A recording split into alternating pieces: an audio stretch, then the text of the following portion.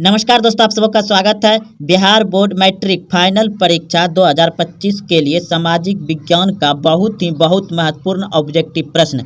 यह सभी प्रश्न बिहार बोर्ड मैट्रिक फाइनल यानी पिछले वर्ष में बार बार पूछे गए हैं। अगर आप बिहार बोर्ड मैट्रिक परीक्षा देने जा रहे हैं तो इस वीडियो को अंत तक जरूर देखें। बिल्कुल ऐसे ही आपको सामाजिक विज्ञान में ऑब्जेक्टिव पूछे जाएंगे। तो देखिए, पहला प्रश्न देख रहे हैं, बिहार के किस शहर में कांच उद्योग स्थापित है? बिहार के किस शहर में कांच उद्योग स्थापित है? तो ये ऑप्शन ए हो जाएगा, हाजीपुर में। बिहार के किस शहर में कांच उद्योग स्थापित है? हाजीपुर में। अगला प्रश्न देखिए, सीमेंट का कारखाना कहाँ है? सीमेंट का कारखाना कहाँ है? डालमिया नगर में। ऑप्शन को यानी ए सही है, डालमिया नगर में सीमेंट का कारखाना है।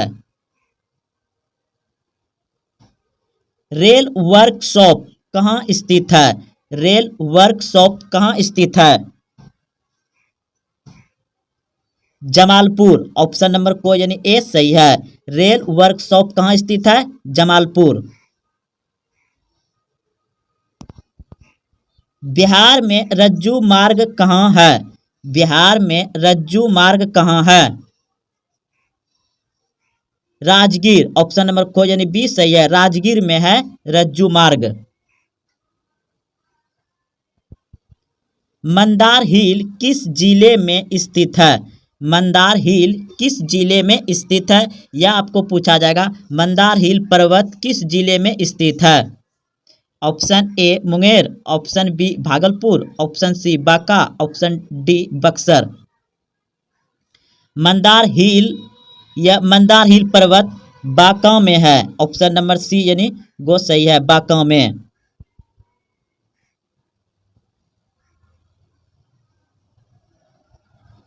राष्ट्रीय पोत संस्थान पटना के किस घाट पर स्थित है? राष्ट्रीय पोत संस्थान पटना के किस घाट पर स्थित है? ऑप्शन को बिल्कुल सही है, महेंद्रू घाट। महेंद्रू घाट।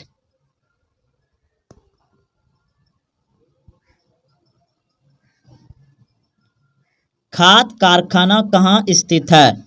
खाद कारखाना कहाँ स्थित है? बरौनी। ऑप्शन नंबर को सही है, खाद कारखाना कहाँ स्थित है? बरौनी।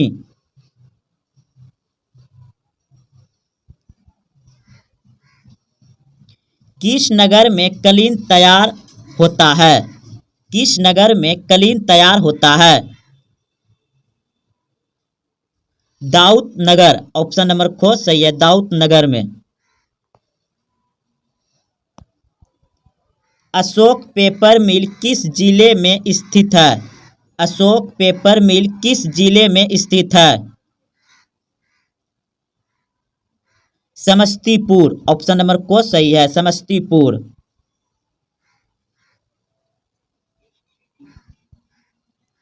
सबसे अधिक आबादी वाली कौन सा जिला है? सबसे अधिक आबादी वाली कौन सा जिला है? सबसे अधिक आबादी वाली कौन सा जिला है? तो पटना। ऑप्शन नंबर खो यानी बी सही है, पटना।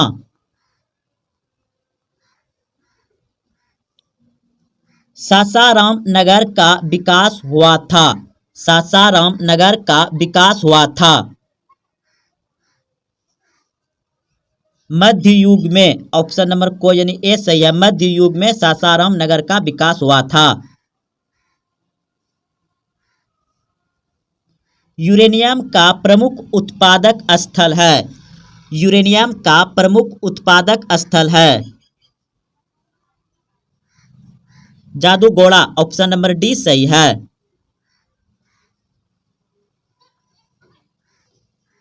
एशिया का सबसे बड़ा परमाणु विद्युत गृह है। एशिया का सबसे बड़ा परमाणु विद्युत गृह है तारापुर। ऑप्शन नंबर को सही है, तारापुर।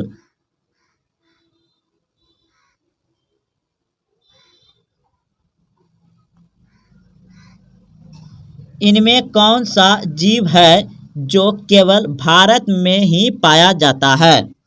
इनमें कौन सा जीव है जो केवल भारत में ही पाया जाता है? घड़ियाल। घड़ियाल जो है सिर्फ भारत में ही पाया जाता है। ऑप्शन नंबर को सही है, घड़ियाल। भारत का राष्ट्रीय पक्षी है, भारत का राष्ट्रीय पक्षी है, आप सभी जानते हैं, मयूर। ऑप्शन नंबर सी सही है। मैग्रोवास का सबसे अधिक विस्तार है, मैग्रोवास का सबसे अधिक विस्तार है। सुंदरवन। ऑप्शन नंबर खो यानी बी सही है, सुंदरवन में। टेक्सोल का उपयोग होता है, टेक्सोल का उपयोग होता है कैंसर में। ऑप्शन नंबर सी सही है, कैंसर में टेक्सोल का उपयोग होता है।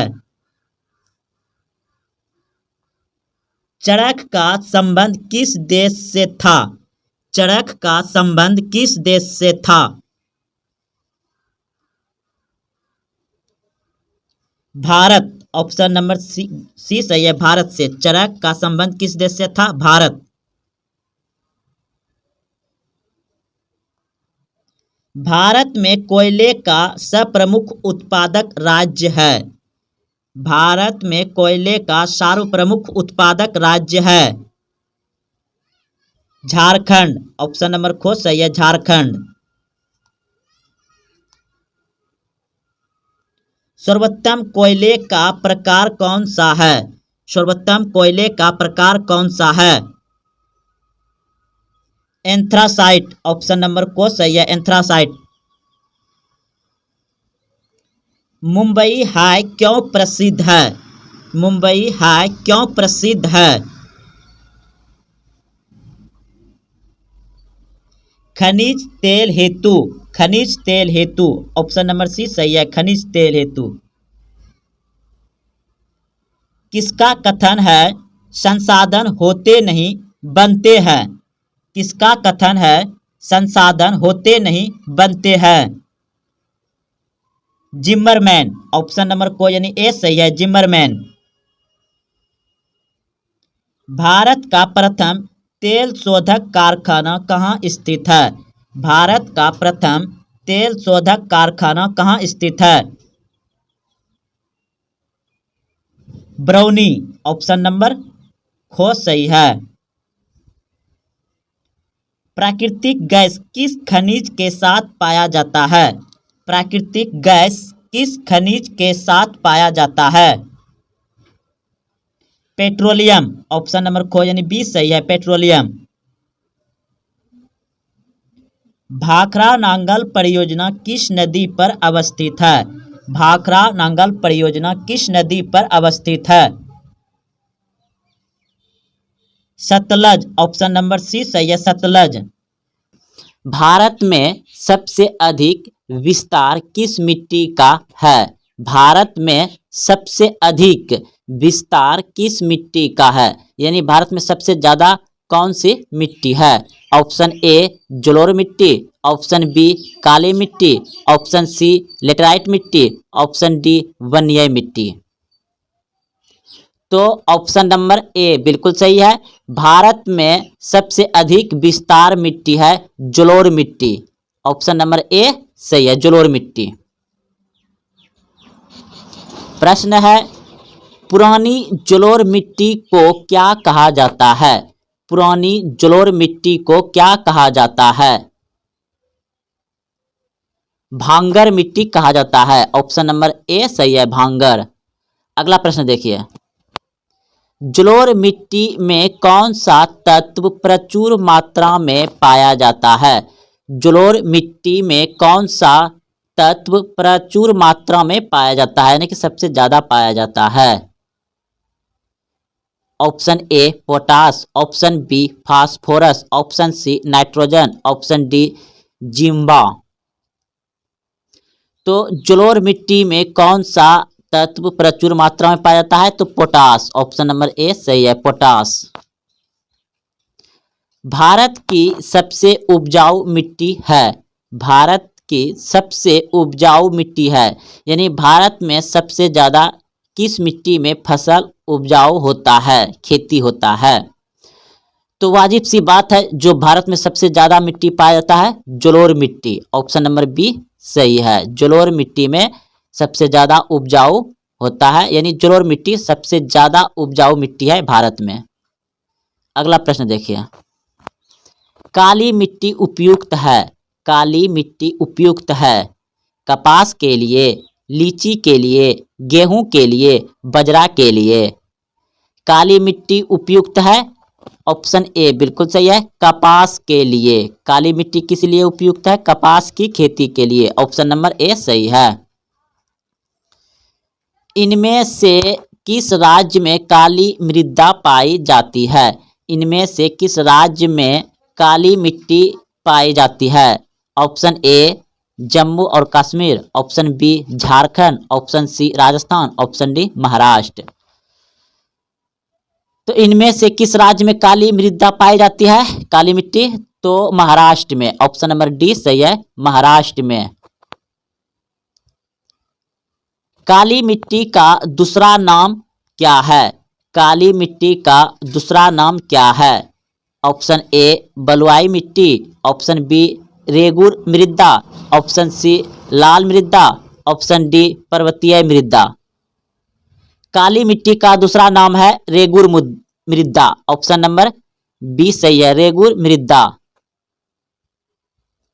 लेटेराइट मृदा का रंग होता है। लेटेराइट मृदा का रंग होता है, ऑप्शन ए पीला, ऑप्शन बी लाल, ऑप्शन सी काला, ऑप्शन डी भूरा। लेटेराइट मृदा का रंग होता है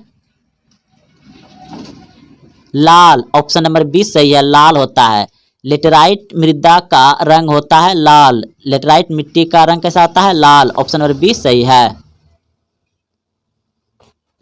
मरुस्थलीय मृदा का विस्तार निम्न में से कहाँ है? यानी मरुस्थलीय, मरुस्थलीय यानी रेगिस्तान, मरुस्थलीय यानी रेगिस्तान मृदा का विस्तार निम्न में से कहाँ है?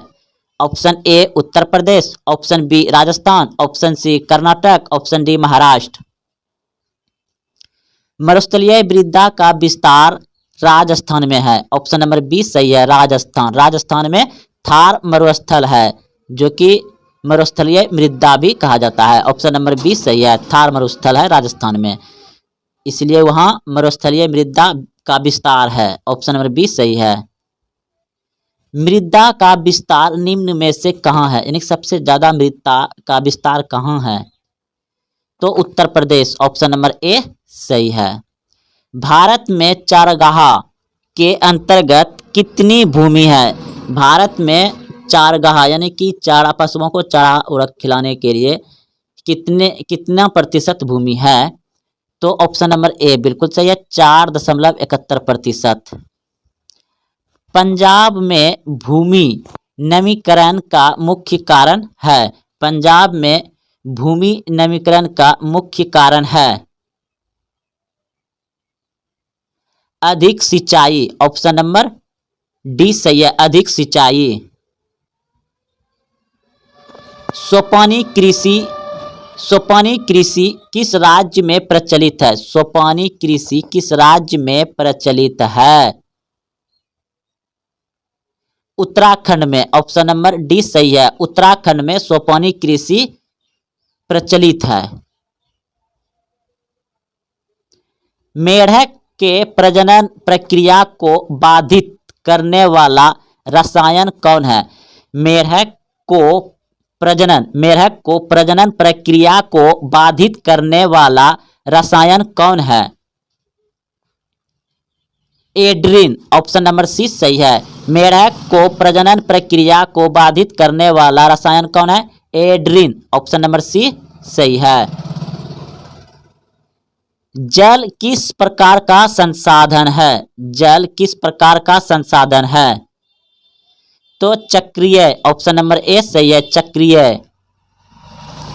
बृहद क्षेत्र में यानी कि बहुत ज्यादा क्षेत्र में जल की उपस्थिति के कारण ही पृथ्वी को कहते हैं? क्या कहते हैं? अधिक जल के उपस्थिति के कारण ही पृथ्वी को क्या कहते हैं? नीला ग्रह। ऑप्शन नंबर बी सही है, नीला ग्रह कहते हैं।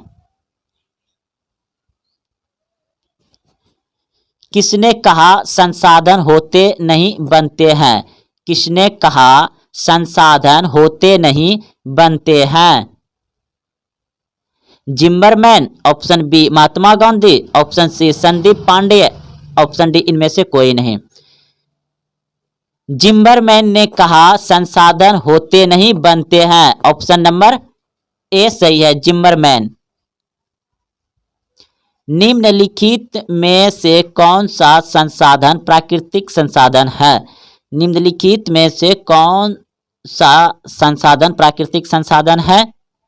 तो भूमि। भूमि क्या है? प्राकृतिक संसाधन है। ऑप्शन नंबर ए सही है। भवन मानव के द्वारा बनाया गया, मानव योग्यता तो मानव है, इनमें से कोई नहीं, तो भूमि जो है प्राकृतिक है। ऑप्शन नंबर ए सही हो जाएगा।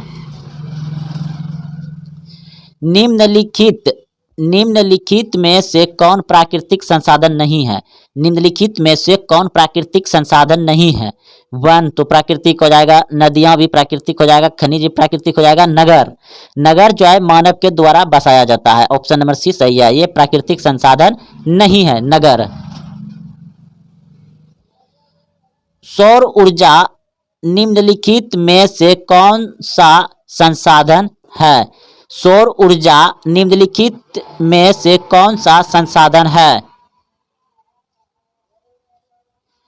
तो ऑप्शन नंबर हो जाएगा बी नवीकरणीय संसाधन है। सौर ऊर्जा क्या है? नवीकरणीय ऊर्जा है, नवीकरणीय। ऑप्शन नंबर बी सही है। कौन सा ऊर्जा स्रोत अनवीकरणीय है? कौन सा ऊर्जा स्रोत अनवीकरणीय है? तो कोयला। ऑप्शन नंबर सी सही है, कोयला अनवीकरणीय ऊर्जा स्रोत है।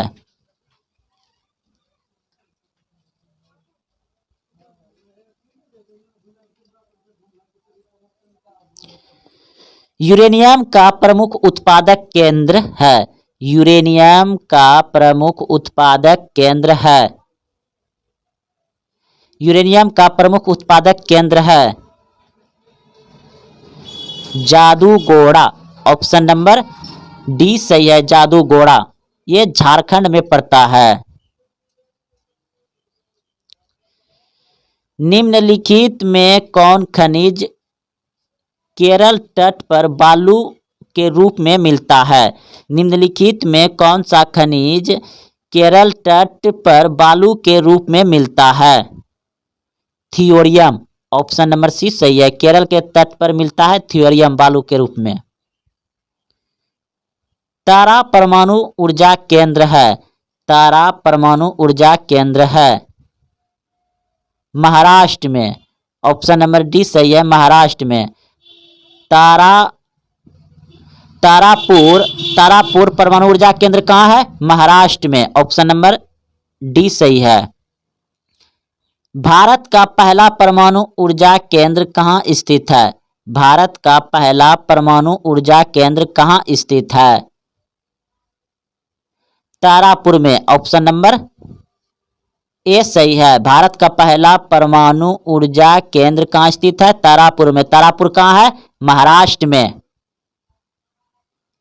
एशिया का सबसे बड़ा परमाणु विद्युत गृह है। एशिया का सबसे बड़ा परमाणु विद्युत गृह है तो तारापुर। तारापुर कहाँ है? महाराष्ट्र में। ताप विद्युत केंद्र का उदाहरण है। ताप विद्युत केंद्र का उदाहरण है बरौनी। ऑप्शन नंबर 20 सही है, बरौनी। भारत के किस राज्य में सौर ऊर्जा के विकास की सर्वाधिक संभावनाएं हैं? भारत के किस राज्य में सौर ऊर्जा के विकास की सर्वाधिक संभावनाएं हैं? राजस्थान। ऑप्शन नंबर सी सही है, राजस्थान में भारत के राज्य में सर्वाधिक ऊर्जा विकास की सर्वाधिक संभावनाएं हैं राजस्थान में। प्रश्न था भारत के किस राज्य में सौर ऊर्जा यानी कि सौर प्लेट सबसे ज्यादा लगाया जा रहा है? राजस्थान के थार मरुस्थल में, इसलिए वहां सौर ऊर्जा के विकास की सर्वाधिक संभावनाएं है राजस्थान में। निम्नलिखित में कौन प्राकृतिक आपदा है? निम्नलिखित में कौन प्राकृतिक आपदा है? आपके सामने ऑप्शन दिया गया है। ऑप्शन ए आग लगना, ऑप्शन बी बम विस्फोट, ऑप्शन सी भूकंप, ऑप्शन डी रासायनिक दुर्घटना।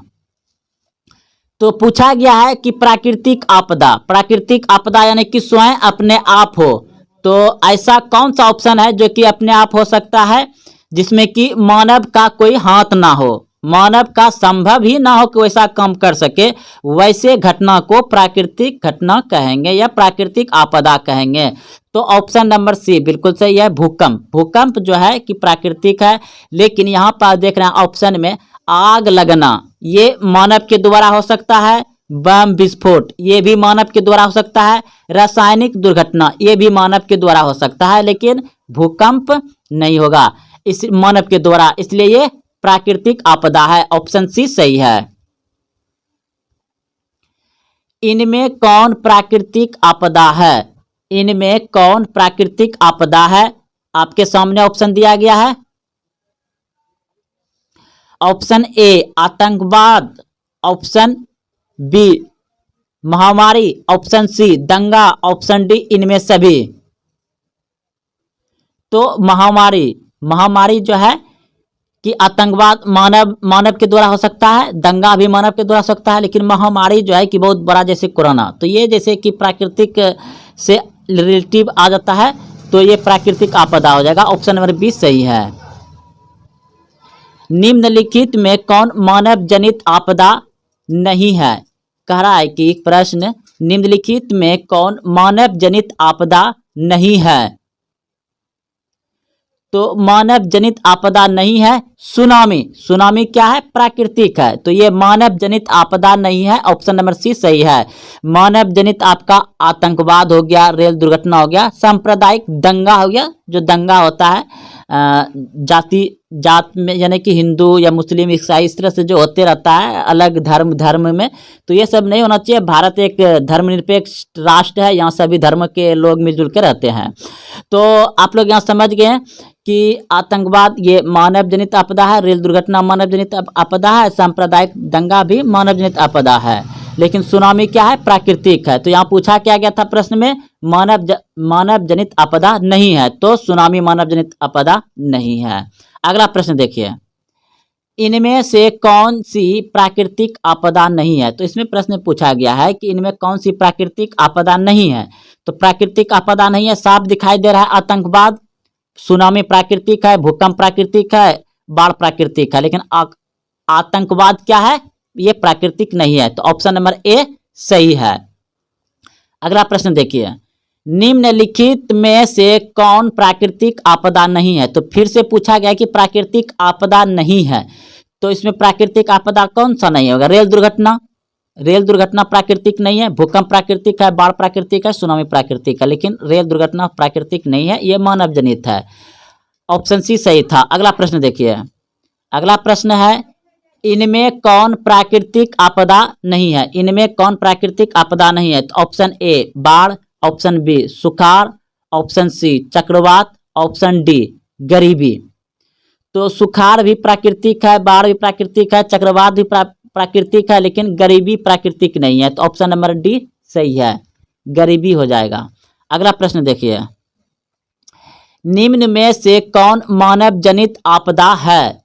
इस बार प्रश्न में पूछा गया है कि इनमें से कौन मानव जनित आपदा है। तो ऑप्शन ए दिया गया है सांप्रदायिक दंगे, ऑप्शन बी दिया गया है आतंकवाद, ऑप्शन सी दिया गया है रेल दुर्घटना, ऑप्शन डी दिया गया है इनमें से कोई नहीं। तो निम्न में से कौन मानव जनित आपदा नहीं है? तो ऑप्शन नंबर हो जाएगा आपका डी, बिल्कुल सही है। मानव जनित आपदा ही सब दिया गया है, तो इसलिए इसमें कोई नहीं होगा। ऑप्शन नंबर डी सही है। अगला प्रश्न देखिए, निम्न में से कौन मानव जनित आपदा है? इस बार पूछा क्या मानव जनित आपदा है, तो इनमें सभ्य मानव जनित आपदा है, क्योंकि सांप्रदायिक दंगा और आतंकवाद दोनों आ गया, तो ये तीनों भी आ सकता है। ऑप्शन नंबर डी सही है। जैसे कोरोना जैसे हल्ला हुआ था कि चीन के वायरस को मतलब वैज्ञानिक ने बना करके छोड़ दिया था, तो वैसे ही ये आ जाता है, लेकिन ये आ जाएगा प्राकृतिक में। लेकिन जब यहाँ दो प्रश्न का दो ऑप्शन मिल रहा है तो तीसरा भी साथ में लेके साथ चले जाना है, तो इनमें सभी हो जाएगा। ऑप्शन नंबर डी सही है। अगला प्रश्न देखिए, इनमें कौन मानव जनित आपदा है? इनमें कौन मानव जनित आपदा है? तो उपयुक्त सभी मानव जनित ही आपदा है। सांप्रदायिक दंगा और आतंकवाद, रेल दुर्घटना, ये सभी मानव जनित ही आपदा है। अगला प्रश्न देखिए, मानव जनित आपदा है, तो इसमें मानव जनित आपदा क्या है? आतंकवाद है, साफ दिखाई दे रहा है। बाकी तीनों क्या है? प्राकृतिक है। चलिए अगला प्रश्न देखिए, प्रश्न है भोपाल गैस त्रासदी किस प्रकार का आपदा थी? भोपाल गैस त्रासदी किस प्रकार का आपदा थी?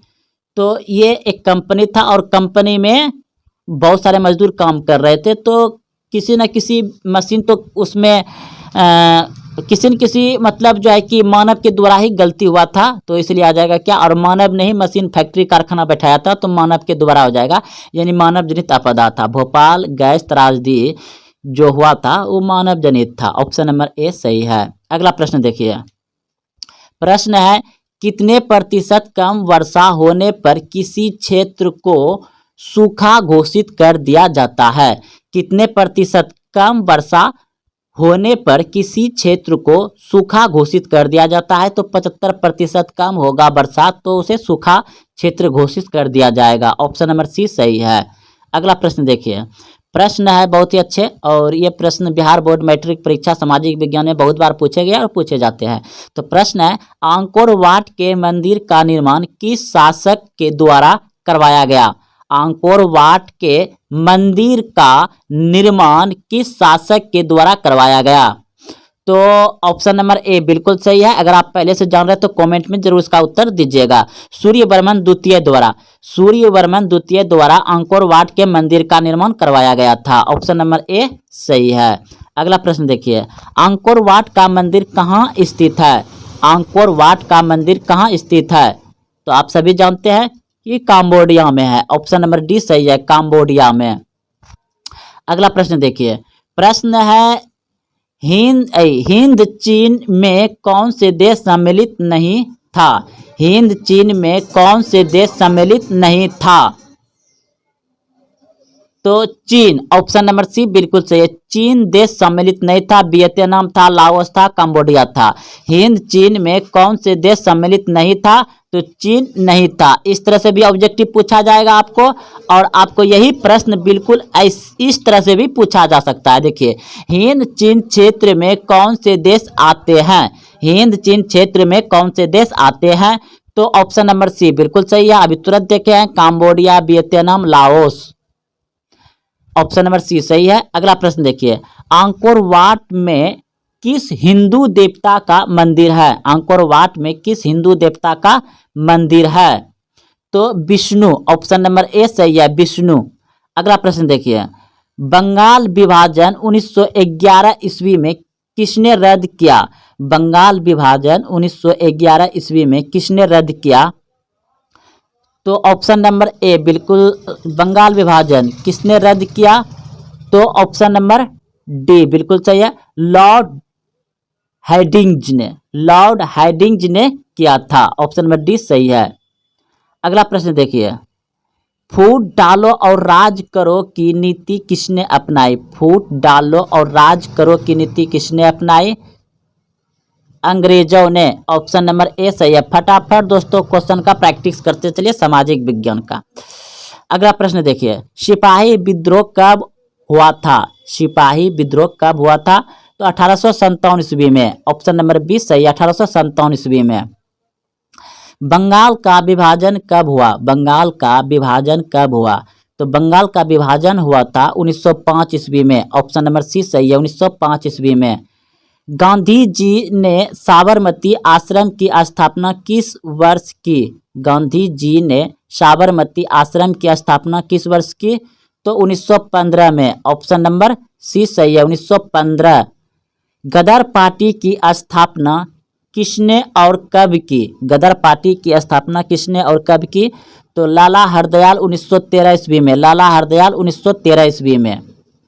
गुटेनबर्ग का जन्म किस देश में हुआ? गुटेनबर्ग का जन्म किस देश में हुआ?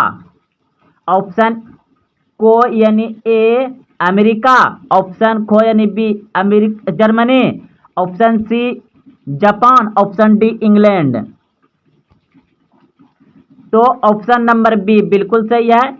गुटेनबर्ग का जन्म हुआ था जर्मनी में। ऑप्शन खो सही है।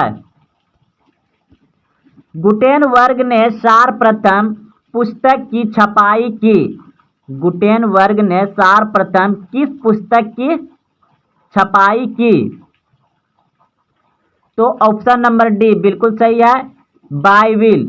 गुटेनबर्ग ने सर्वप्रथम किस पुस्तक की छपाई की? बाइबिल। ऑप्शन नंबर डी सही है। रूसो कहाँ का दार्शनिक था? रूसो कहाँ का दार्शनिक था? Option A France, option B रूस, option C America, option D England. Rousseau France का दार्शनिक था। ऑप्शन नंबर को यानी ए सही है। विश्व में सर्वप्रथम मुद्रण की शुरुआत कहाँ हुई? विश्व में सर्वप्रथम मुद्रण की शुरुआत कहाँ हुई? भारत, जापान, चीन, अमेरिका। चीन। ऑप्शन नंबर सी सही है। चीन में ही कपड़ा का, रुपया का, प्रिंटिंग मशीन का आविष्कार हुआ है। कागज का भी चीन में। अगला प्रश्न देखिए।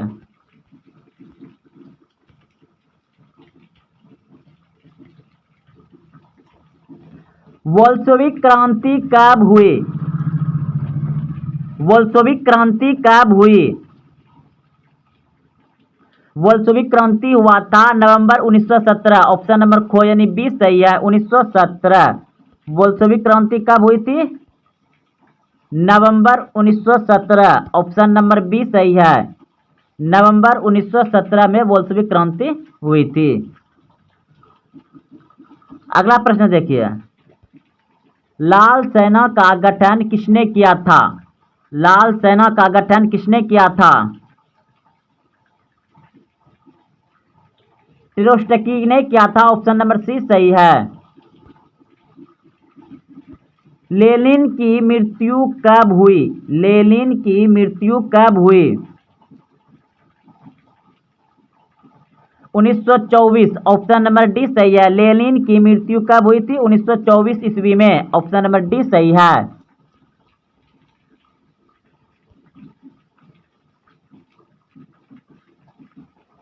ब्रेस्ट लिटोवेक्स की संधि किन देशों के बीच हुई थी?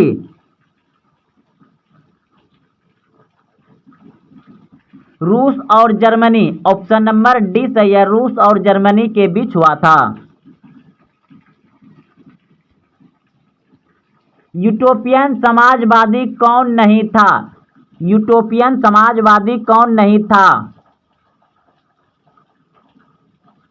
Karl Marx. Option number C सही है, Karl Marx. War and Peace किसकी रचना है? वार एंड पीस किसकी रचना है? टोल्स्टॉय का। ऑप्शन नंबर खो सही है।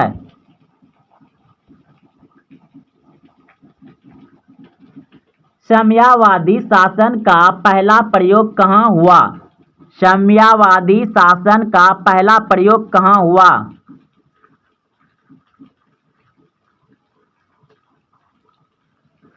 साम्यवादी शासन का पहला प्रयोग कहाँ हुआ? रूस। ऑप्शन नंबर को यानी ए सही है, रूस में। रूस में कृषक दास प्रथा का अंत कब हुआ? रूस में कृषक दास प्रथा का अंत कब हुआ? 1861 ईस्वी में। ऑप्शन नंबर को सही है, 1861 ईस्वी में।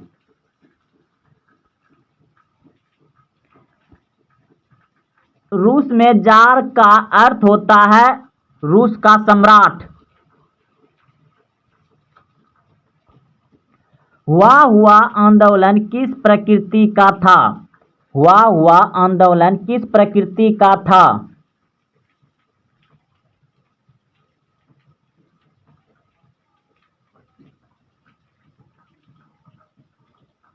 क्रांतिकारी धार्मिक था। ऑप्शन नंबर डी सही है।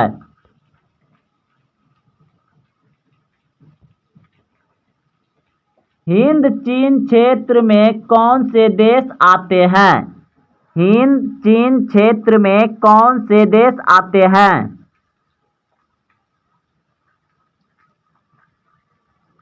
हिंद चीन क्षेत्र में कौन से देश आते हैं? ऑप्शन सी बिल्कुल सही है, Cambodia, Vietnam, Laos. Cambodia, Vietnam, Laos. Angkor Wat का मंदिर कहाँ स्थित है? अंकोर वाट का मंदिर कहाँ स्थित है? अंकोर वाट का मंदिर कहाँ स्थित है? काम्बोडिया। ऑप्शन नंबर डी सही है, काम्बोडिया। हिंद चीन पहुंचने वाले प्रथम व्यापारी कौन थे? हिंद चीन पहुंचने वाले प्रथम व्यापारी कौन थे? पुर्तगाली। ऑप्शन नंबर सी सही है, पुर्तगाली। हिंद चीन में बसने वाले फ्रांसीसी कहे जाते थे। हिंद चीन में बसने वाले फ्रांसीसी कहे जाते थे। क्लोन। ऑप्शन नंबर सी सही है, क्लोन कहे जाते थे। नरोत्तम सिंहानुकू कहाँ के शासक थे? काम्बोडिया। ऑप्शन नंबर डी सही है। रंपा विद्रोह कब हुआ? दोस्तों इस प्रश्न में बहुत ही कंफ्यूजन है। कहीं आपको 1922 मिलेगा, कहीं आपको 1922 मिलेगा, लेकिन एनसीईआरटी बुक के अनुसार ये जो भी जब भी प्रश्न बनकर देखते हैं इसका आया है, जितना भी क्वेश्चन बैंक आया तो उसमें ऐसा ऑप्शन है ही नहीं। 1922 ऑप्शन में है ही नहीं, तो 1916 आप याद रखिएगा। अगर 1922 मिलता ऑप्शन में तो लगा दीजिए। महात्मा गांधी ने किस पत्रिका का संपादन किया? महात्मा गांधी ने किस पत्रिका का संपादन किया?